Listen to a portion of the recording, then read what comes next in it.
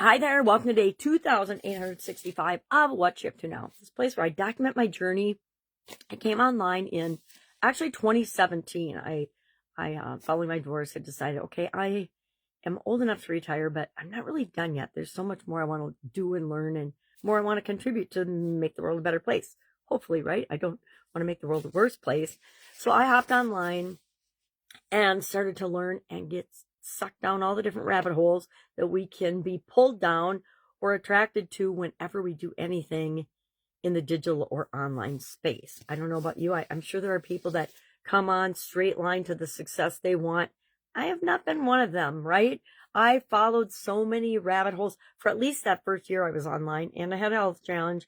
So it really wasn't until 2018 that I said, time to get a little focused. Let's figure out what we're doing and actually try and do and create some things in the online space.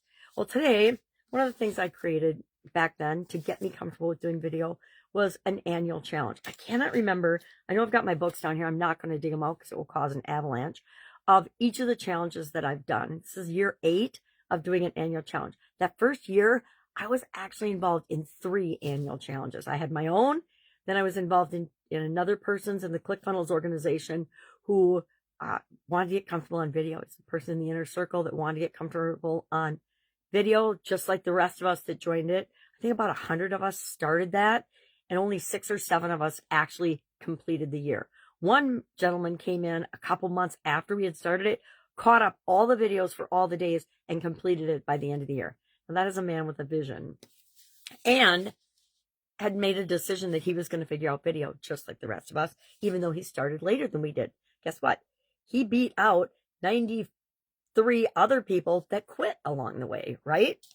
So today, what we're doing for part of the challenge, and the reason I share that whole story is because in my challenges, I do a few things now every year. It's taken me years to figure out how and what works best for me and the people I'm here to serve.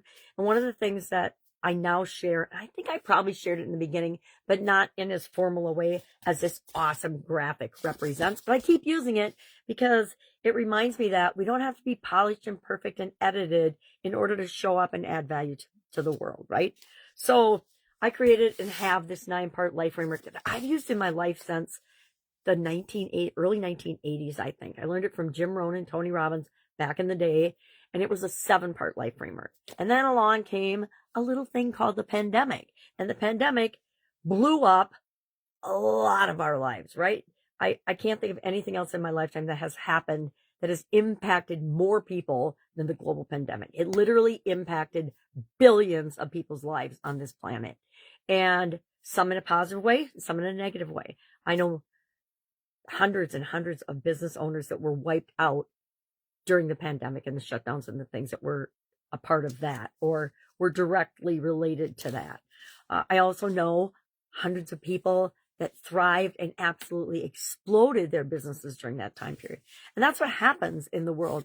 Events and things happen, and it's how we respond to it and what we do that determines whether we survive or whether we let something go. And sometimes we just have to let something go and do the next things for us. So one of the things I like to do is rate at the beginning of the year, and we did it at day 2 or 3, I suppose. How are we feeling? Overarchingly, how do we think? How do we feel? How does our intuition say we're doing on a scale of 1 to 10 in each of these different areas and aspects of our life and on the life framework? So we do a beginning snapshot, and then we do a toward the end of the year snapshot. Why do we do that? So we can see how much we've grown or how much we've maybe shrunk or not paid attention to a certain area or aspect of our life. If you would have asked me a couple of decades ago to rate any of these, I would have been in big trouble. I would have had high scores in financial, the physical, mental, emotional, and spiritual, and relationships. I was tanked. I mean, I was maybe at a 1 or a 2. And I have found that for me personally, if I drop below a 5 in any one of these areas, that means I need to pay attention to it. And so today, all we're going to do, scale of 1 to 10, physically, mentally, emotionally, spiritually, financially, relationships, contribution, confidence, and communication. I added communication and confidence during the pandemic. I took a couple of years of coaching and mentorship in those. Those were just 2 of the areas. We did some of these other areas as well. But since I already had those, I just added communication and confidence to my life framework. And now I set lifelong legacy goals in those 2 areas, as well as the other 7 that I originally have been using.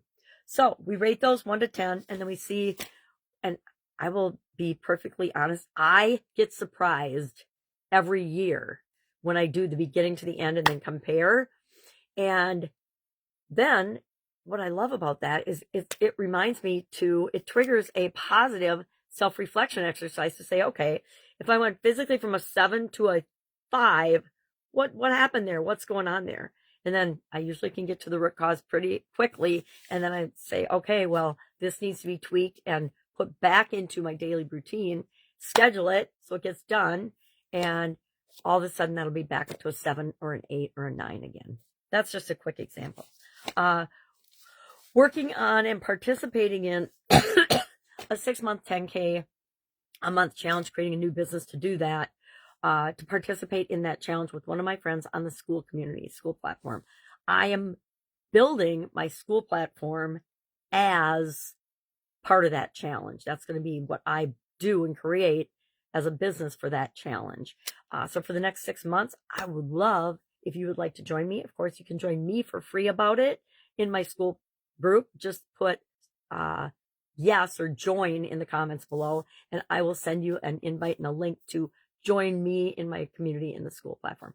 It's called Supersize Your Business. It's subject to change because it's in the money category, which is the biggest category on that particular platform. And I have found that I haven't talked about money yet in that group. It's everything else but the money. And usually because by the time you join my group, Supersize Your Business, you already have figured out money a little bit. Maybe got some mindset tweaks that need to happen in order to get to the next level. But you already have a business. You're in a business. You know how to make money. And it's not just about the money. It's about what's missing right now to help you get to the next level. So I personally believe every single person should have a side hustle or a business on the side. Even if you're a full-time employee, everybody should have another stream of income and another way of giving themselves that sense of security, because it is so powerful. And nothing in this world is guaranteed, right? None of our jobs were ever guaranteed. I knew that in corporate America, but I had businesses on the side all the time. And so I knew that if something happened, I still was going to be able to feed my family. All right. I digress. If I can help you in any way, hit me up and ask. My voice is obviously coming back, so I'm talking a lot. And just ask. Ask if you need anything. Otherwise, I will, of course, be with you tomorrow.